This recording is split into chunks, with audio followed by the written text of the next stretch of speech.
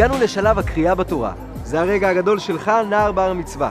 הקריאה בתורה מגיעה אחרי תפילת 18. מהי הקריאה בתורה? קצת היסטוריה. התורה ניתנה למשה רבנו בהר סיני, והוא מיד התחיל ללמד אותה לעם. כך היה עד סוף ימי בית המקדש הראשון. הבבלים החריבו את בית המקדש והגלו את רוב תושבי ירושלים לבבל. במשך 70 שנה היה עם ישראל בגלות, עד שהמלך כורש התיר להם לחזור לארץ. 70 שנה זה הרבה זמן. היהודים שחזרו לארץ כבר היו מאוד רחוקים מהיהדות. עזרא הסופר, המנהיג של שיבת ציון, קיבל החלטה להחזיר את התורה לכל בית ולכל קהילה בישראל. איך עושים את זה? עזרא הסופר חילק את התורה לפרשות ותיקן שבכל שבוע יקראו חלק אחד מן התורה בכל מקום בישראל. המנהג הזה, בין יותר מ-2500 שנה, נשמר עד היום בכל קהילות ישראל. בכותל יש כ100 ספרי תורה אשכנזים וספרדים. הם עומדים לרשות הקהל כאן, בחדר ארונות הקודש שבקשת קווילסון. ישנם עוד כמה ארונות קודש מוצבים בחוץ. איך מביאים את ספר התורה? החזן והמתפללים עוזבים לרגע את הבימה והולכים להביא את ספר התורה. אמא, זה הזמן לזרוק את הסוכריות.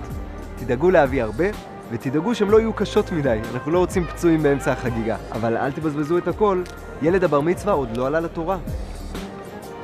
כשמגיעים עם ספר התורה לבימה, בני עדות המזרח יגביאו את ספר התורה. האשכנזים יעשו את זה לאחר קריאת התורה. אנחנו קוראים בתורה על פי טעמי המקרא. טעמי המקרא הם בעצם סימני פיסוק מוזיקליים, שנשמרים אצלנו כבר למעלה מ1000 שנה. טעם הוא גם סיבה, הסבר. טעמי המקרא הם הפירוש הכי קדום שלנו על התורה, והם עוזרים לנו להבין את הפסוקים העתיקים ולפרש אותם. יש דרכים שונות ללמוד את טעמי המקרא. יש כאלה שלומדים אצל הסבא, יש כאלה שלומדים אצל הרב של בית הכנסת.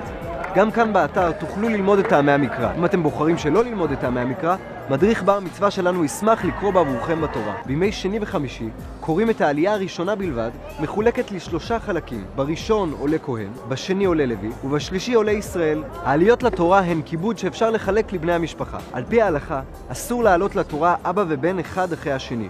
קחו את זה בחשבון בתכנון העליות. כשילד בר מצווה עולה לקרוא בתורה, זה הזמן לזרוק עליו את החלק השני של הסוכריות.